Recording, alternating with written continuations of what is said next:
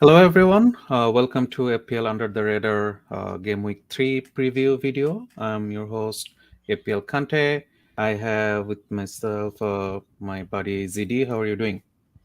Yeah, doing good. We are on the verge of game week 3, but I have not made any transfers so far in the season. So, um, pretty excited. Like after this part, probably I'll try to make a transfer.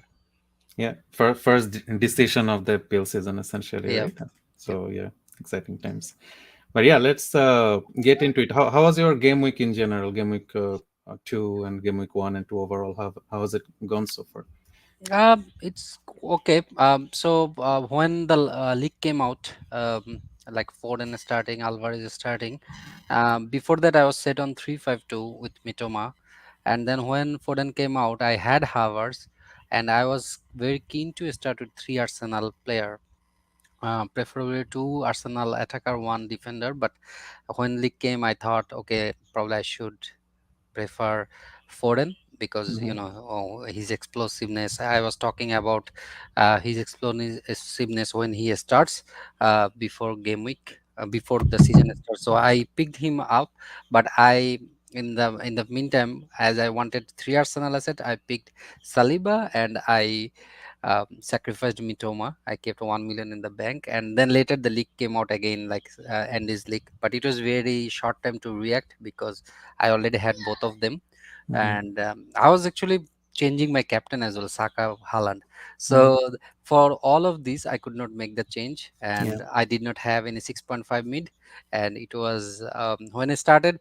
Uh, I was okay, 80 points in the first game week. Second game week, I think Ford and saved me. It was 49. So it's been okay. Just I missed a 6.5 midfielder in my team, and Gabriel was uh, benched, which was kind of bummer. But um, that 6.5 mid, I was just has like little Mm-hmm. upset, little upset, not that much. Like if I wish I could start with any Mitomar and Bumo, but other than that, I mean, it is okay, okay so far. Yeah, yeah. I mean, Mbeumo especially like getting those two penalties in two games, right? Like, I mean, of course, he was always going to do good, but I mean, who could have foreseen two penalties in the first two games, right? So, Yeah, I things mean, things things happen. So yeah, you have to yeah, move past that. I think you All had right. a good game week too, right? Yeah, Odegaard penalty. I would say lucky points to some extent, Hmm. and we still don't know whether he will still be on penalties or not. But at least he took that, and that created the differential. Everyone has Saka anyways, right? Most of Hmm. us at least. Um, but if Saka took the penalty, I would still get the points. Just it wouldn't be as differential. So Odegaard taking the penalty definitely made some difference. So yeah, happy with how it has gone so far. Of course, not having Mboma hasn't been fun, but otherwise, cannot complain so far. Yep, Yep. sure.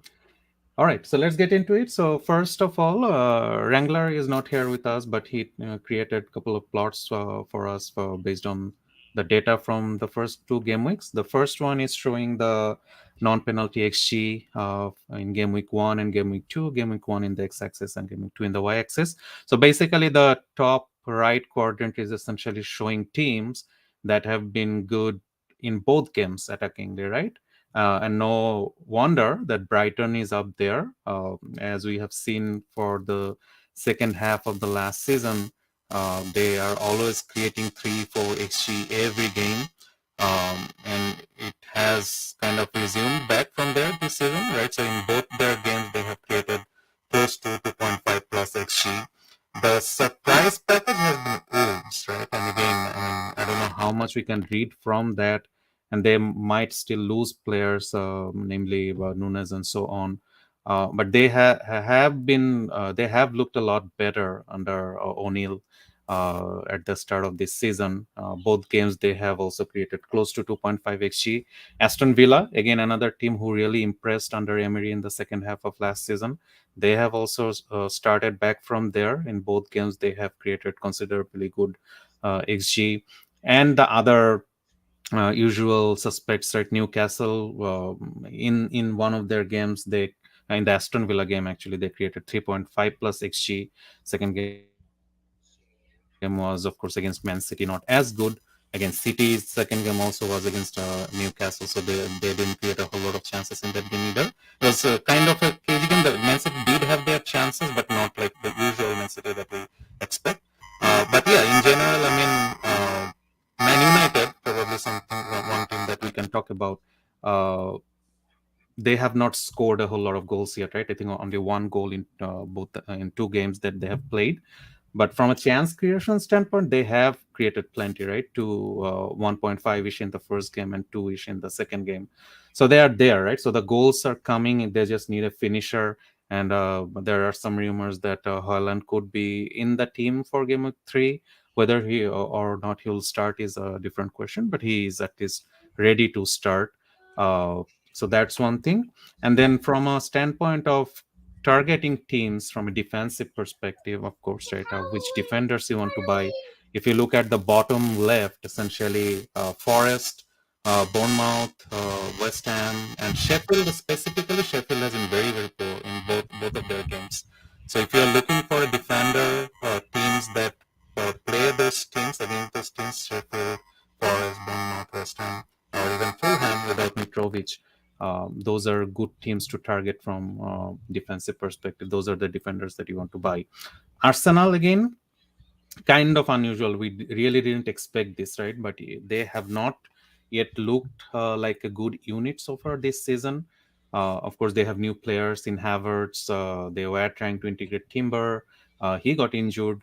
So now they're trying to still kind of find their structure that works, right? So losing Shaka uh, does have some impact on them, how they played last season versus how they're doing this season.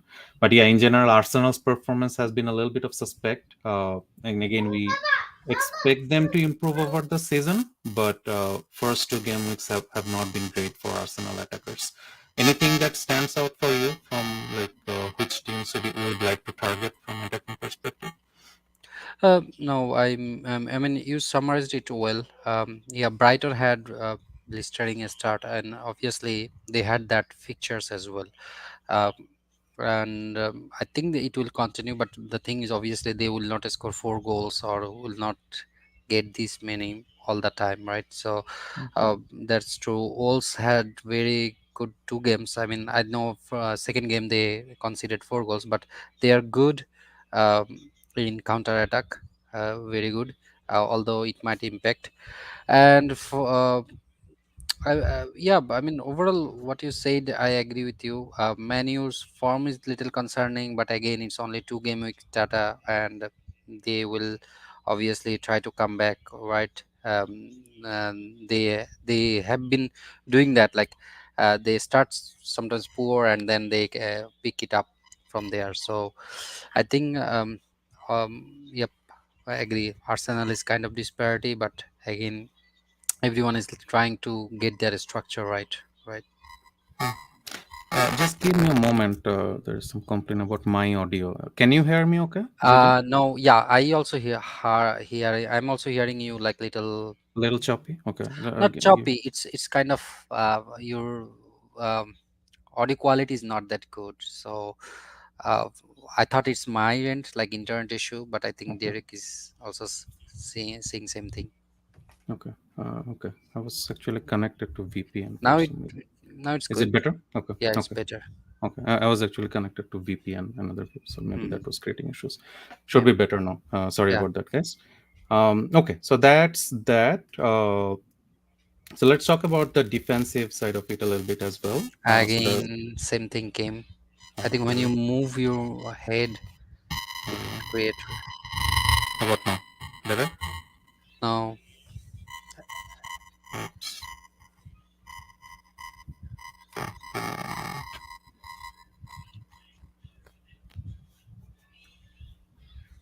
Sorry about that, guys. now seems better. Probably try to continue a little bit. Okay. How about now? It's good now. Okay. All right. Let's try again. Mm. Okay. So yeah, next one is the defensive side of it, NPXGC, goals conceded or XG conceded. Same thing. X-axis is game week 1 XG conceded, and y-axis is game week 2 XG conceded. Uh, Man City, of course, again stands out. Both of their games they have considered less than zero point 0.5 xg. Arsenal, Chelsea, Crystal Palace, they're all kind of in or around there. Generally have looked defensively good. Chelsea, of course, did concede 3 goals against West Ham, but Um, uh, again, issue, again, issues. audio issue. Yeah. Okay. Do you have another Mm, set of headset? Probably it's headset. I'm talking on the microphone actually. It worked pretty well yesterday or for the previous pods. Give me one moment. Let me see if Okay. there's something wrong with the audio. One moment. In the meantime, probably I can say here, like from the chart, you can see. I mean, obviously, City has been very good from the defensive perspective, and Crystal Palace, we have seen that, and in the data, they are actually good. I think in game week two, because of the it is non-penalty CI, but game week two, I mean, in general, Man City, Crystal Palace, Brighton, they are good defense, and surprisingly, I think Nottingham Forest, they are very good in the defense as well. Although all of us started Turner, but he considered a very low XG shot. So, but seems like Nottingham Forest is actually doing very good um, defensively, and other teams are as expected, I would say. But Menu is little behind. Seems like. Do you hear me okay now? Better. Uh, Yeah. yeah. Okay. Yeah, I really don't know what's happening. I didn't change anything from the last time. Um, okay. How about now? All right. Yeah. It's a little different, but it's better. We can hear Okay. it now. Okay. All right. Um, okay. So again, yeah, ZD kind of covered it already. One thing to look out for is, of course, Fulham, how defensively susceptible they are in both their games. They have considered 3 plus XG. And again, Arsenal are playing them next. As we said, Arsenal, of course, haven't done a whole lot from an attacking perspective in the first 2 games, but this is the perfect game for them to come back. So anyone who has Arsenal attackers already, they're definite holds, at least for just targeting this game in game week 3. It's a definite hold. Um, all right. Let us know, guys, if you are still hearing my voice not as good. Let us know. All right, let's move on to the next one. All right, so we'll talk about some of the community common dilemmas in general, some of the things that we are facing as well ourselves for our teams. First one is the Gabriel replacement, right? So let me ask you first, Zidi. You also have Gabriel in your team. What do you think? Would he start again from game week 3, or you just see him as a big minute risk? Um, yeah, I mean, obviously he's not the first choice CV, right? And the preferred formation Arteta wants to play in there, probably Gabriel is not the first name he will keep it. So he's kind of rotation risk. But again, as Timber out and Tomiyasu also got red, and there is a slight chance that he will play this game. And Arsenal was not that attacking, so there is a hope, I think. In I was talking to like our Arsenal friends as well. They are saying that there is a hope that they will play their 4-3-3 formation, and which means that Gabriel might come on. But the thing is, if you have like transfers in your hand, and there is no mm, like other transfer you can make, I think in that case Gabriel should go. uh, but say if you need to take hit, or say you don't want to prioritize that, probably you can keep. Like for me, I might keep him this week, just because this game is um, kind of very targetable fixture, and there is a slight hope that Gabriel might start.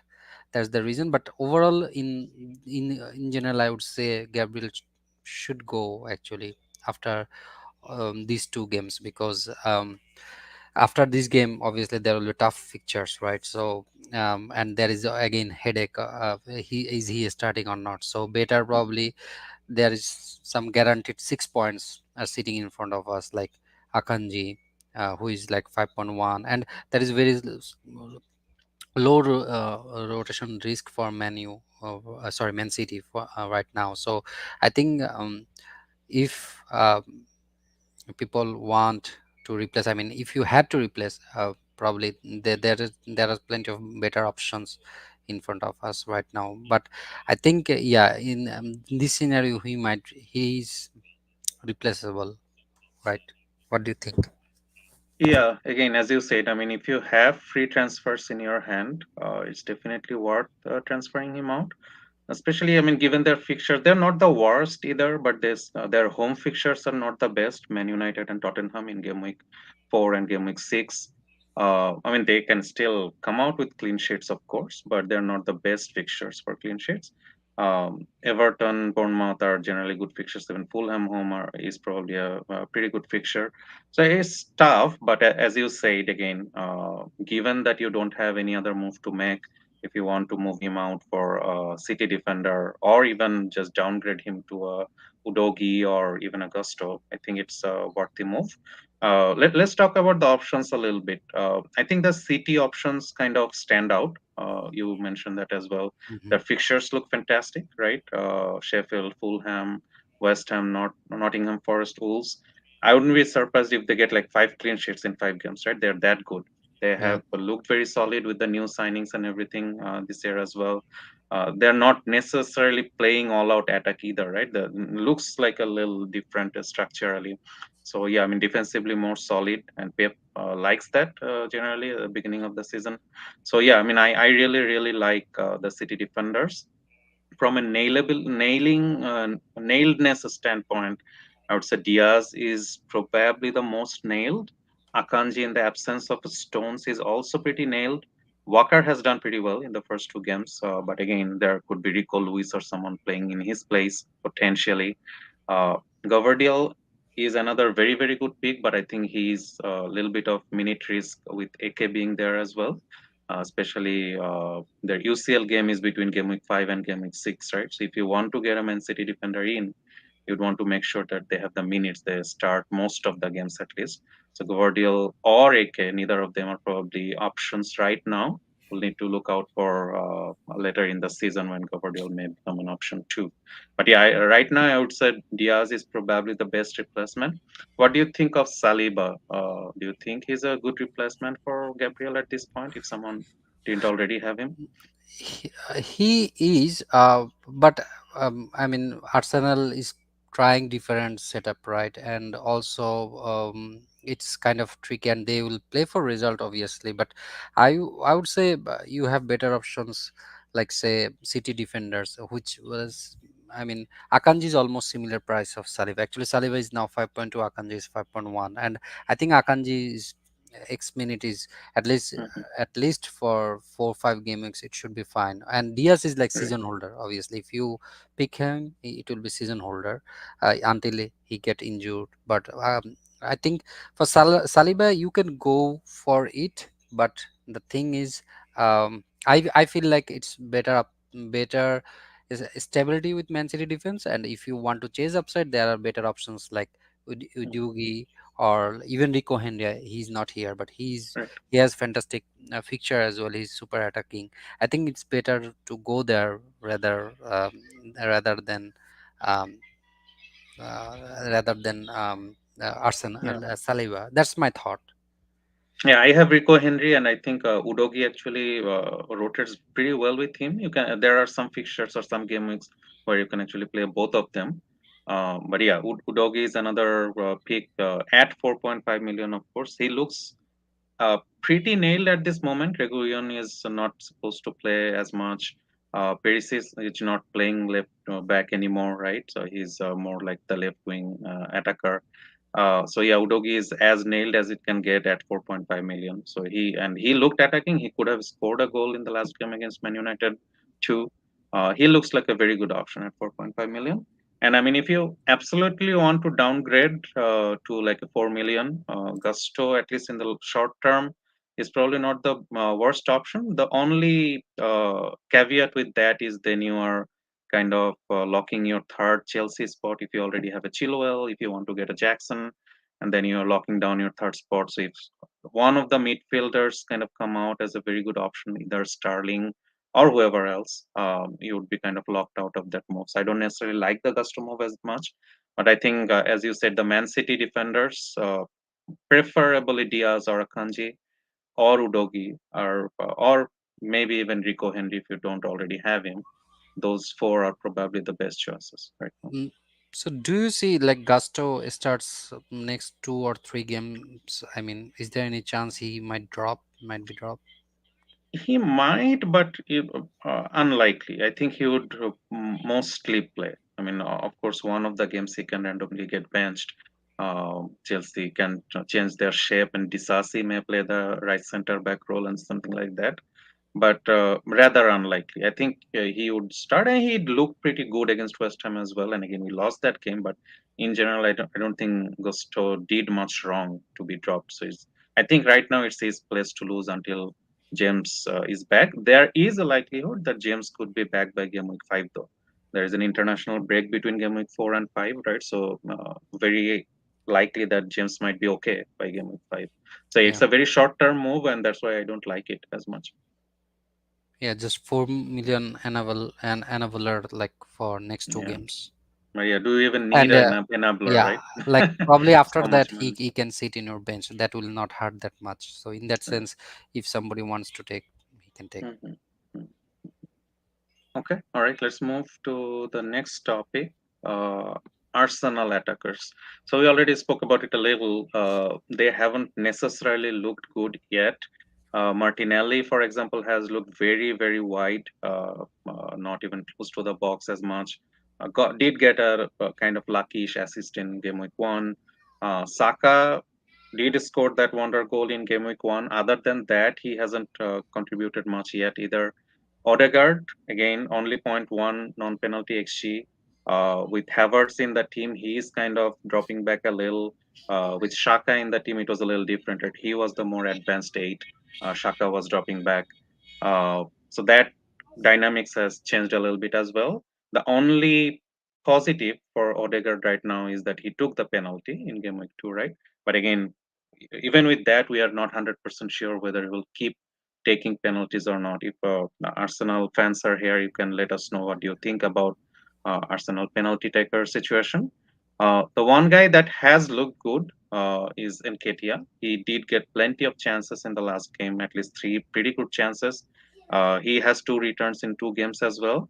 But the news today is that his Jesus is back in training, right? So I don't think even Nketiah is that good of an option going forward. Very very short term, if you want to only target the game of three, maybe for that. But beyond that, you are looking into transferring him out, essentially spending another free transfer.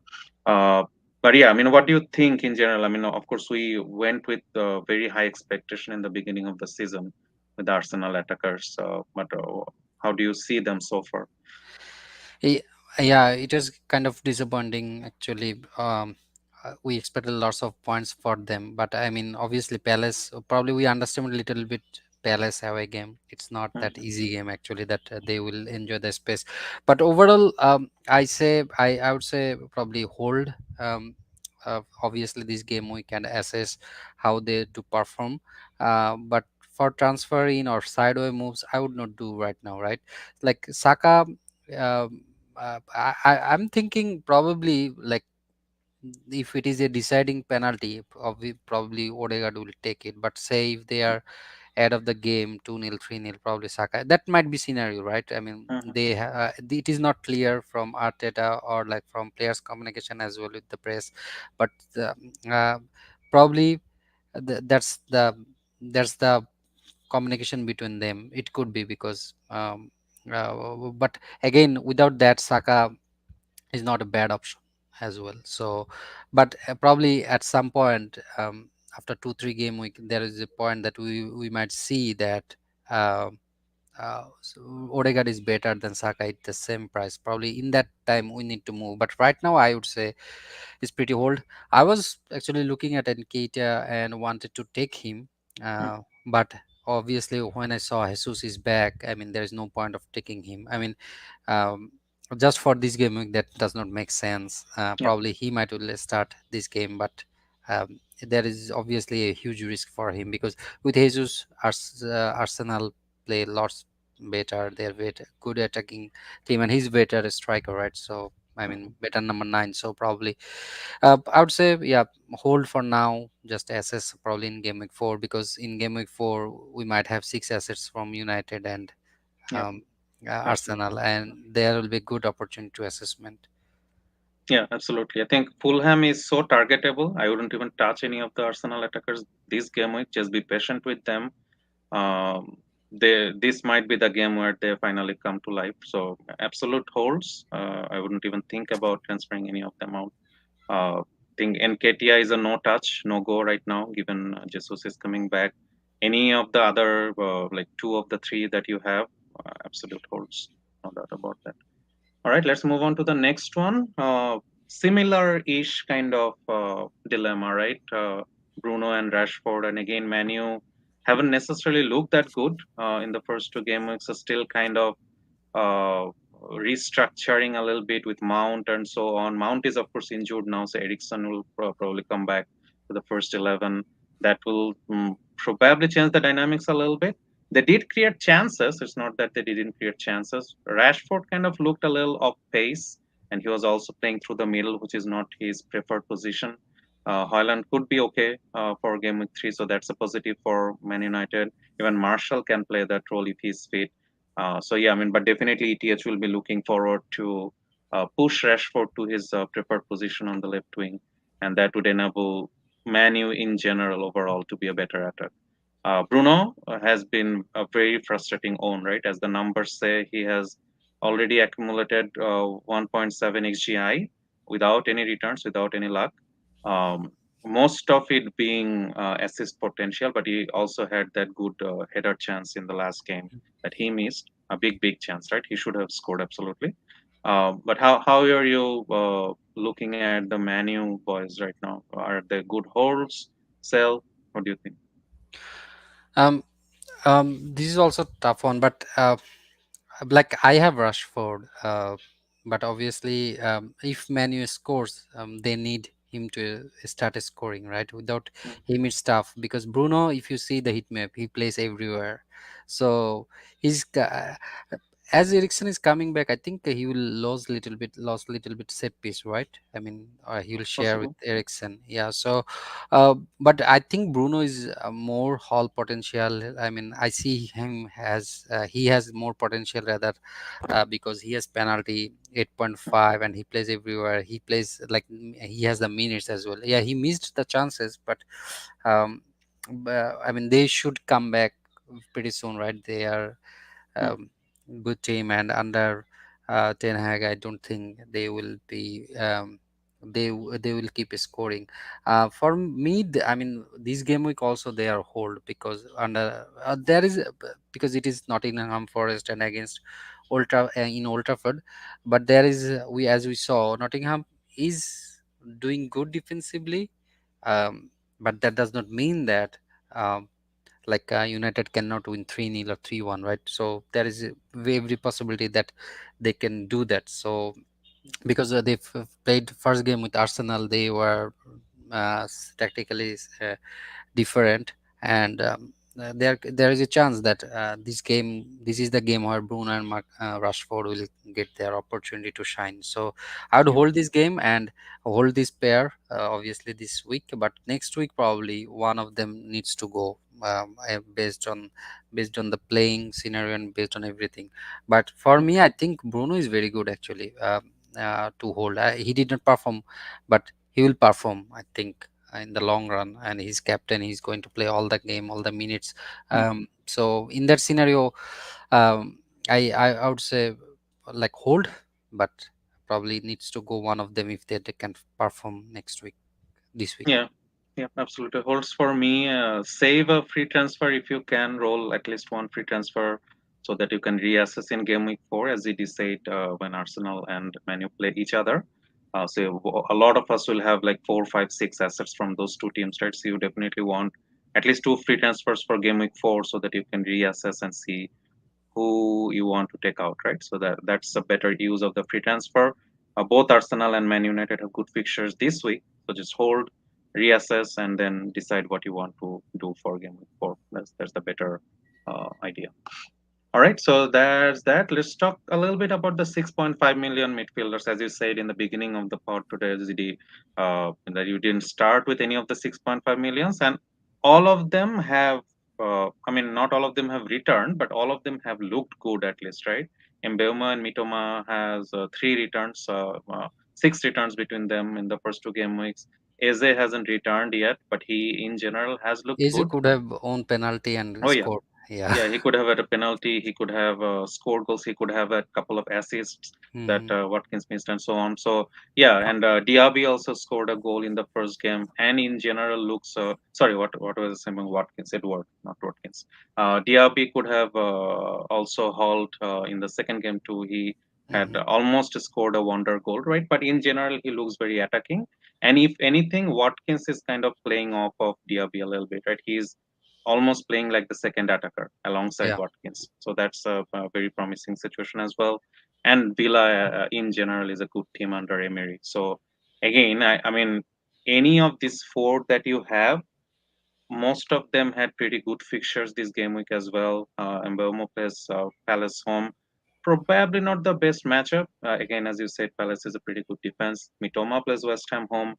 The last time they met, Brighton scored like 4 games against West Ham. Good fixture again.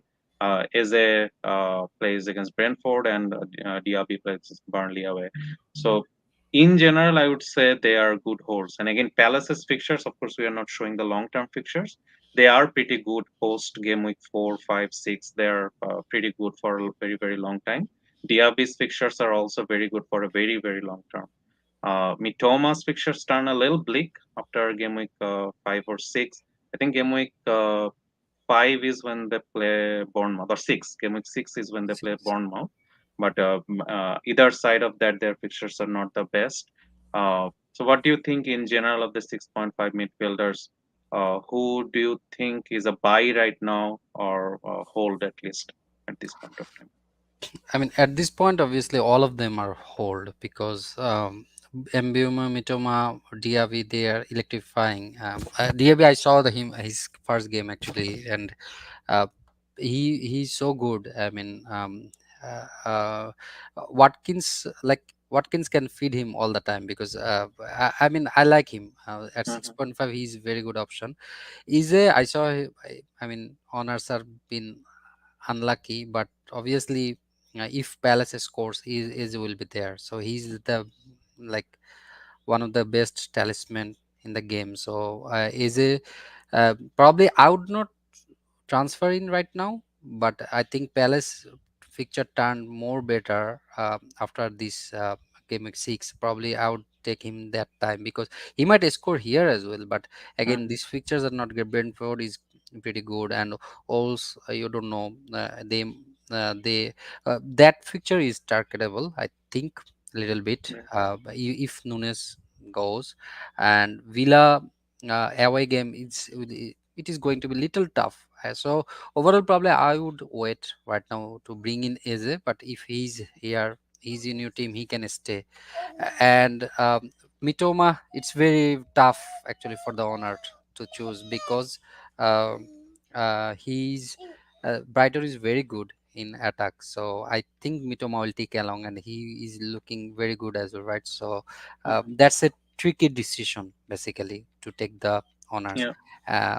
for the Mitoma. I mean, will owners will keep doing it or not?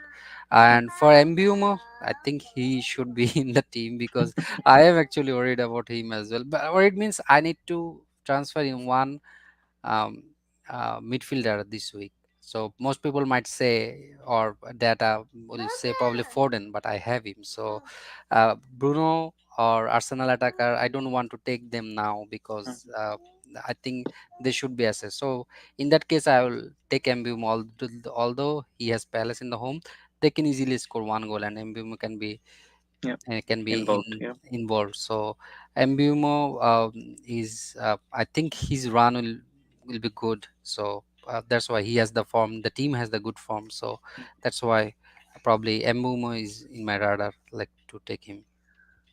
yeah. One player that's not here is March, Solly March. Yeah, March. Uh, Out of Mitoma and March, who do you prefer? I mean, neither of them are probably the best buys, Game Week 3 specifically.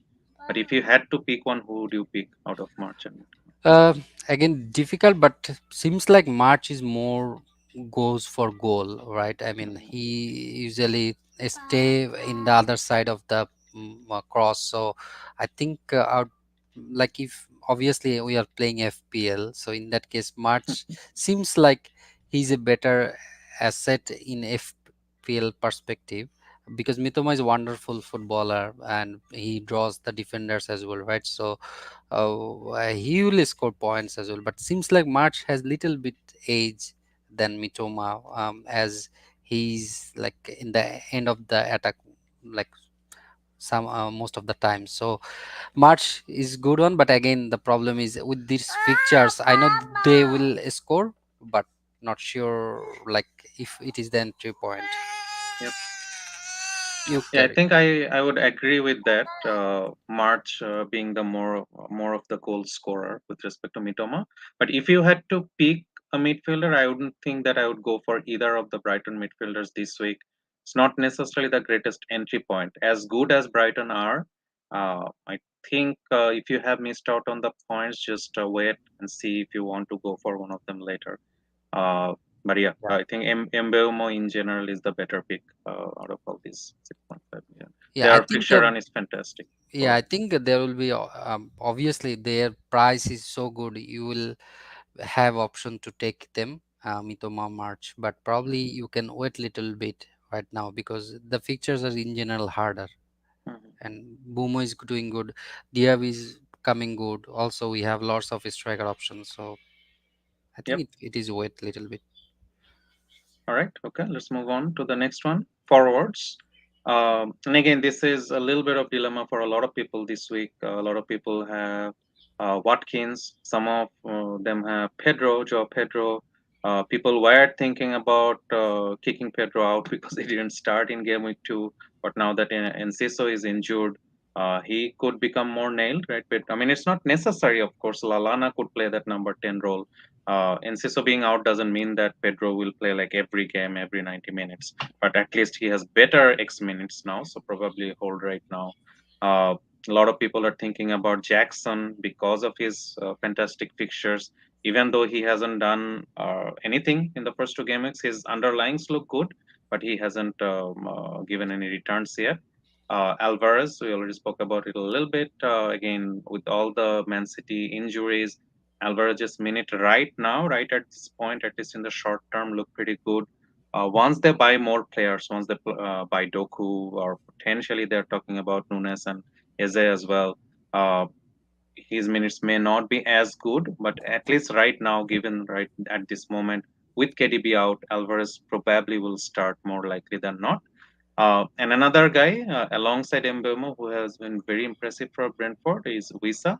He kind of went a little bit under the radar, right? We didn't even talk about him a lot, but he has done very, very good. Three returns in first two games, and in general seems very good. If you even look at his it map, very, very central, very narrow, always kind of looking for goals, looking for opportunities. So even he is a good option.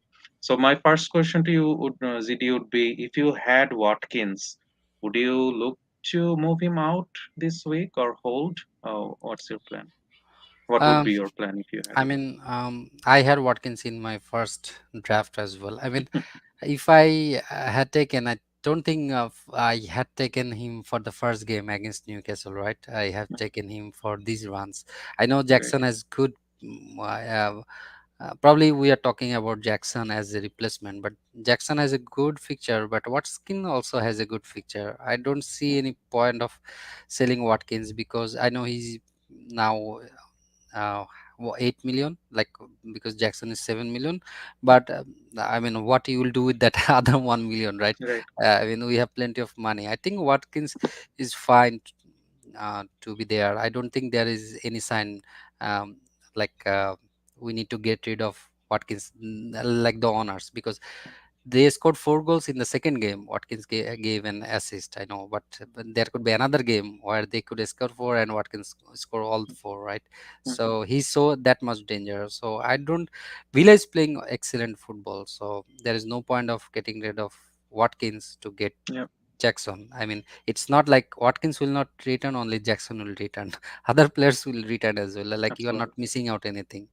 Well, probably if you keep Watkins and Jackson, that could be an option. But I don't get the logic of selling him Yeah, right yeah. now. I mean, even the Liverpool fixture, right? Of course, it shows Yeah. up as red here, but that is a good fixture for any attack almost, right? Given how vulnerable they are defensively, so even that's a good fixture, right? So if you're Yeah. looking for the longer term, his fixtures are still very good. And as you said, it kind of sounds a little bit sidewise movement, right? If you're moving from Hmm. Watkins to Jackson, it's not like that Jackson has penalties either, right? He's not Yeah. penalties either, or even Alvarez, right? I mean, I know people are. Uh, Kind of fancied by that Man City attacker getting minutes, and Hmm. especially in Alvarez being that in the center of the attack behind Haaland and so on. But who knows, right? As soon as they start buying players, he may start game week 3, but again, come game week 4, you'll be worried whether he will start against Fulham Yeah. or not, right? Where Watkins is absolutely nailed. He doesn't even get subbed often, right? Maybe he will be a little more this year given that they're in Europe. Could be, but it's But still 70, 80 yeah, I minutes mean, he will easily, right? start every game, right? He will start absolutely every game. He will play 70, 80 plus minutes. So yeah, I mean, I don't get the logic either. If you, as you said, if you bought Watkins for your game week 1 team, you bought him for the longer term. Why move him out to either Jackson or Alvarez? I think he's a great hold. I think there was one question also for the community dilemma. I would say from my perspective, if I had Watkins, I think he would be a easy hold, Yeah. no doubt there. What do you think about Wisa? It's tough, obviously, because Visa and Ambivert, they are having good partnership. The thing is, I am confused about Pedro role, right? Hmm, Like, from Pedro to Visa sounds very good, but again, Pedro plays for Brighton, hmm, which is very good in Kisu injured you, as you said. So that's where I'm a little confused, and I don't want to do double up. Although seems like Brentford is very good, hmm, attacking side, but again, say if they don't score, you will miss points, right? So yeah, Visa is very good actually. If anybody wants to take punts, Visa is very good. I kind of regret now because if you remember, you suggested me to take yeah, Visa. I had him for probably one day, but no, hmm, he was very good actually. He's very good. If somebody has it, I mean, they are in very good position. And hmm, if somebody wants to bring enabler or want to replace Pedro, does not want to hmm, take the risk of the minute, or like does right, not want to worry, then Visa is very good. And in that sense, probably I would say to upgrade Pedro, Alvarez is fine asset, but to downgrade correct. Watkins, I don't see that thing, because Watkins Yeah, is a yeah. better asset in my opinion.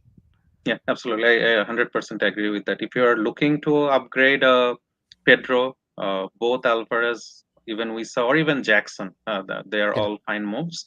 But if you already have Watkins, I don't think it's worth downgrading to either any of them. To be honest, he's a fine hold, and he scored a hat trick in the Europa qualifying game also, right? When of course it's a different yeah, team and everything. But to the point that you made, he is always very involved. If Villa scores, he will more likely be involved than not, yeah, right? So, yeah. uh, so I even mean, if they he's not, already scored 4 goals, I think, in Europe, 5 goals. hmm, Probably they will not score 5 goals, but right, again, if they score 2, 3 goals, Watkins should be in there, right? And absolutely, it's not sustainable that he will return in every game. I mean, he will more consistent. That yep, that I would say, or, he will tick along. yep, absolutely. Okay, let's move on to the next one, and this is something that would go directly to you. What to do with Salah, right? I mean, we spoke about it before we started game week 1.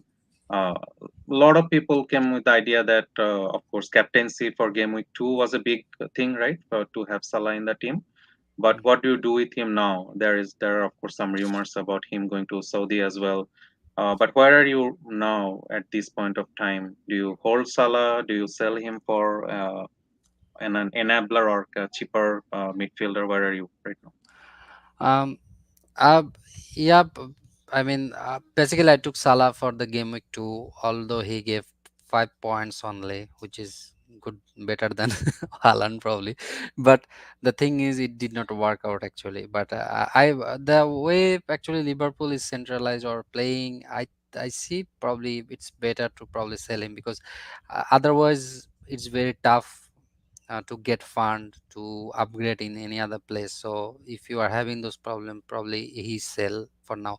I was thinking of keeping him this game week at first, because I thought probably I would get rid of Pedro, Gabriel, but seems like if they are staying, I need to make a move, and that is obviously going to be Salah, because I Hmm, need money in the next game week to upgrades in the some places to right. have like better players. So obviously I will sell Salah in that sense.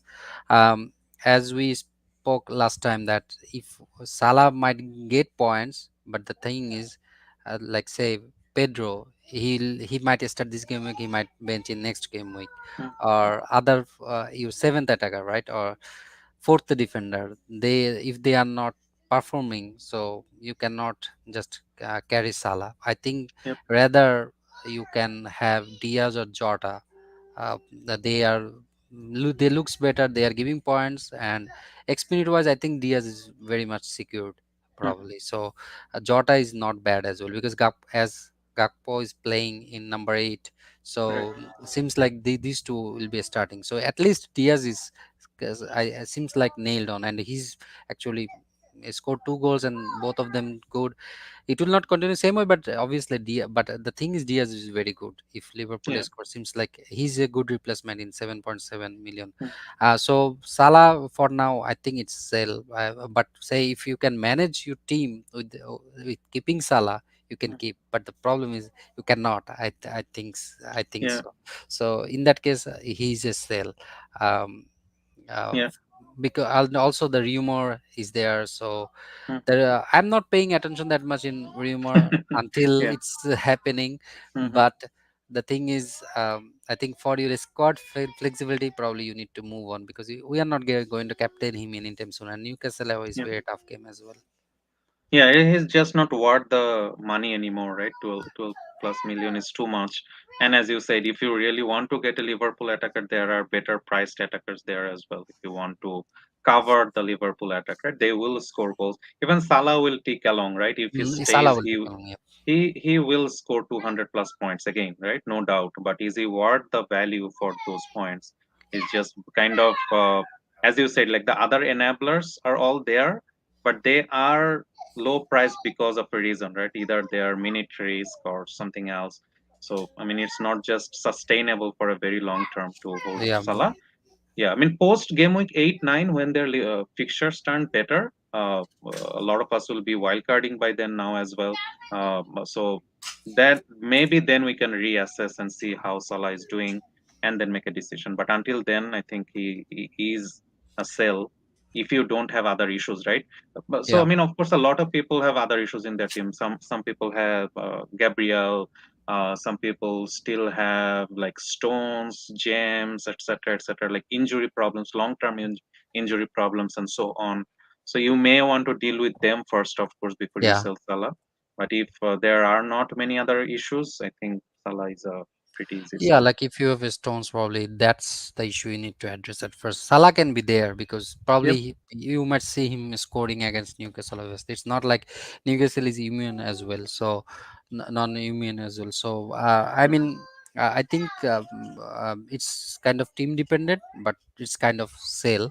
And mm, Connor also made a good point. Like he has penalties. been missing some penalties last Yeah. few times, so probably in those scenario, if you keep those scenario, I don't think it's worth that 12.5 million, because we are not Absolutely. finding that 5.55 million worth uh, enabler, right? So in that scenario I think he again, you need money for upgrade, mm, upgrading to Trippier, like Trippier money, right? So you need to sell Salah probably not game week 3 but game week 4. So it's right. kind of a sale right now for me. Yep, absolutely makes sense. All right, let's move on to the fixtures this game week. And game week 3, uh, just on paper, looks so good. So many good teams have good fixtures. Spurs play Bournemouth away game though. Arsenal play Fulham at home. Brentford play Crystal Palace at home. Man United play Forest at home. Brighton play West Ham at home. Man City play Sheffield an away game. So a lot of targetable fixtures this game, right? And there is a reason that all of our teams are looking pretty good on paper, at least. So a lot of good players.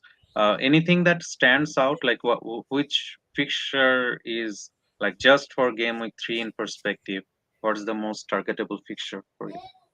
Um, I think Arsenal, Fulham, Man City, Sheffield, especially Man City, Sheffield should be on the Mm, top because Sheffield will be parking their bus, but I don't think they are not yeah. a match for in quality in Man City. So Mm, that fixture and Arsenal should bounce back, right? So Man United has a good fixture, but again, as I said, Nottingham is not that bad as well. mm, But obviously, I would see Manu winning, probably scoring 2 3 goals. But mm, goal getter, if you think of that, could be Arsenal game, that could be City game, or could be Brighton as well. mm, Like, right. So well, yeah, I mean, lots of option this week. There, we already have all the players in our team yep. for that. Only bad matchup probably Newcastle Liverpool. Mm, Uh, we don't have Liverpool and Newcastle. I mean, they should score as well. I mean, yeah. yeah, I mean, it can actually be a very good fixture for Newcastle, right? uh, could be. Given the situation that Liverpool are in, it could be a very good fixture for Liverpool attackers, but none of us are going to invest in that yet Yeah, in this game week. I know there is some interest in maybe Isak, but are we sure that he will start this game, right? Wilson may easily get a start. And Isak may, even if he starts, he may play the left wing role. Who knows, right? So it's just hard to invest in a Newcastle attacker right at this moment for me. I think there are just better X minute options right now to not go there yet. yeah, Once their fixtures turn better in game week 5, I mean, I wouldn't even mind maybe doubling up with Newcastle attack at some point of yeah. time. But yeah, Yeah, and later for your me. perspective as well, you are safe, so you don't need to worry these two teams player, right? So probably Right. better focus in other teams. Correct. They have good fixtures. Mhm. All right. Okay. So let's move on to our under the radar pick. And I know this can be contentious for the community. Not a whole lot of people like Raheem Sterling, of course, right? But he looked really, really good in the last game. Of course, it was West Ham, not one of the better teams or so or anything. But he looked really back in rhythm, right? And Sterling is one of those players when in rhythm, he can be a monster, right? And he even in from an FPL perspective, of course, he was playing for Man City, the best team, but he has that in him, right, to have that 200 plus point seasons if he is in rhythm again, right? And again, I think for Chelsea specifically, I think Poch needs to play him closer to the goal. He was a little too far from the goal from for my comfort, right? I mean, given that we know what he can do, he needs to play closer to the goal, and he has the potential to score those goals uh, better than probably any of the other Chelsea starters, Chelsea midfielders, and so on. Uh, Even Jackson, I mean, he has only played like 25 games in his whole career. Of course, we are hyped about him, but who knows what his ceiling is, right? But we know Sterling's ceiling, right? So even just from a footballing perspective, I think Poch needs to play Sterling closer to the goal, and if he has the confidence, I think he can be a very very good asset, especially given the next three fixtures, Luton, Forest, and Bournemouth, all very targetable fixtures. So yeah, I mean, I wouldn't be surprised if Sterling goes off, right? And if Chelsea is in rhythm with Caicedo, if they settle down the midfield and so on, Sterling playing further up forward, I absolutely can see him going ballistic. But yeah, Connor is saying that he's a dribble merchant and won't get shots. Possibly, but yeah, that's why I said that he needs to play closer to the goal. I mean, tap ins. there is no one in the world better with tap ins than Sterling, right? He's always there. If you have him closer to the goal, he will get to the right positions and score those tap ins. And I don't mind tap ins from an FPL perspective, right?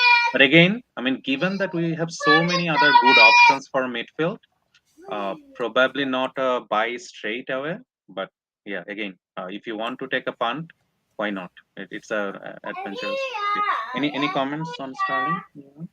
Um, yeah, I think you said well. I mean, if like Chelsea, um, like Kaiser and everyone like jail together, probably then Sterling is a good asset, and it might happen in this game week. It might happen in like 3-4 game weeks later. But I Mhm. think if Chelsea needs to start winning the games, then along with Jackson, probably Sterling obviously needs to step up because he had that past record. So I like this pick. It's a under the radar pick, and there is a um there is a chance like Luton is a very poor as we saw in the first game week, so Mhm. they will obviously concede this concede it. Great, And if Chelsea can manage the turnaround, Sterling will, should be a good option. great. Okay, let's move on to our teams for the week. This is my team. I'll just read it out first. Johnston at goal, Saliba, S2, Chilwell in defense, Mitoma, Bruno, Rashford, Saka, and Odegaard in the midfield, and Jackson and Haaland very likely going to be captain. There is no way I'm not captaining Haaland against Sheffield, so definite captain. I have not made a transfer yet. Uh, there are a couple options that I thought of. I think the first thing that came to my mind was changing the goalkeeper from Johnston to Sanchez, but now that Chelsea has bought another goalkeeper, and Sanchez is not that great either, anyways. So I kind of walked away from that idea. And Johnston is a fine goalkeeper. Palace is a fine defense in the longer terms. I don't mind holding Johnston in general. The other move that I did think of was moving one of the defenders, either even like a Kabore or Henry. I do have 1 million in the bank, by the way, so I could do even like a Kabore to Udogi or something like that. As I said, Udogi and Henry kind of rotates pretty well. A nice, fine game rotational option and so on. So that could be one thing. But I think eventually what I'm leaning more towards, well, before that, I should say that I'm not willing to sell any of my attackers this game week at least. All seven of my attackers have pretty good matches, pretty good games. So at least I will give them this game week, give them the chance this game week, see how they do, and move on to like the Mbeumo or other, like even like the Foden next game week. I think it's okay to wait for one game week for my attackers. So the move that I'm leaning heavily towards right now is actually moving Saliba out, and again that can be contentious a little bit, but I think Saliba to Diaz is a good long-term move. Again, I don't want to burn my transfer either, right? I wish I did not have to make a transfer at all this game, to be honest. But I don't want to burn my transfer. I think it's a good use of my transfer. If I'm looking at more of a long-term City defense, them being that good, I did not honestly see a whole lot to be like really confident about Arsenal's defense. They could have even conceded against Palace, right? I mean, of course, they got a red card, and after that, they should have had Palace should have had that penalty as well. But in general, Arsenal's defense is not necessarily filling me with confidence right now. So I don't mind moving to a Diaz, just as you said before, kind of a season holder. Of course, we are not thinking about the whole season, but if I'm thinking about holding my wild card for longer term, I think Diaz is a great pick. I really, really like Man City defense. So I think that's the move that I'm leaning towards almost, I would say 90% Saliba to Diaz. If not, most likely I would just do like a Kabore to Gusto or Kabore to maybe Udogi, one of them. Uh, in that case, I'll probably just hold on to Saliba for one more game week. But yeah, what do you think? I mean, you have very decent team. Like I would want to play Henry in this game week, but the thing is, you don't have any option. I mean, so good team. So yeah, I mean, it's very good team. I and your logic behind the transfer is very good. I think in that sense, I love the Saliva to Diaz move, because it will help you in the long term. Uh, Probably Saliba might get the clean sheet here, but Diaz would get the clean sheet as well. Yeah. So yeah, it's, I mean, both is good, like Kabore to Udugi or Saliba to Diaz. But the thing is, say Kabore to Udugi, that problem is we don't need actually money. I mean, you will have lots of points in the bench probably, and you need to accept that if you Yeah. do that. But other than that, yeah, I mean, good plan. Probably just you need to decide which route you want to take. Yep. Yep. All right, let's move on to Wrangler's team. He's not with us. We have a very, very similar team. His goalkeeper is different, Pickford instead of Johnston. And he started with Gabriel, of course, and not Saliba. He didn't trust Andy, so he didn't make that last moment move. So he still has Gabriel in his team. So his preferred move is also very similar. Most likely, I think he has 1.5 million in the bank, so he's most likely doing Gabriel to Saliba. Very, very, very likely that's his potential move. Saliba or Diaz? Oh, sorry, Diaz. Gabriel to Diaz. Yeah, correct. Gabriel to Diaz. That's the move that he's looking forward to. But yeah, I think that's again a decent enough move for given that Gabriel's 6 minute race, given the fixtures and everything. Diaz is a fine move. And I mean, Yeah, no, we wouldn't worry about money anyways, right? In game week 4, once we sell our other assets, sell the Brunos, sell the Martinellis, etc., there will be plenty of money to reinvest. Say, for example, if you want to upgrade maybe like a Henry or Cabore to a Trippier, you will even have money to do that, right? So I don't yeah, think even money is a concern, yeah. anyways. Yeah, I think for his team, Gabriel is a go, right? Mhm. Because why he needs to worry about Gabriel's minute? Yeah, yeah, just not worth it. Yeah. Yeah, Okay, let's move to your team. You want to talk yeah. about your team? Yeah. So I have Johnstone in the goal, Chilwell, Estupinian, Gabriel Saliba. For defenders in the playing exercise, Rashford, Foden, Saka, Salah. Wow, Pedro, Haaland. I have Chuku in the bench. I cannot pronounce his full name, so Chuku in the bench. Yeah. Osula, best 4.5 striker, I guess. Baldock, uh, he's injured as well, and Turner. Um, yeah, so for me, it's kind of yeah. I was like lost. What transfer should I make?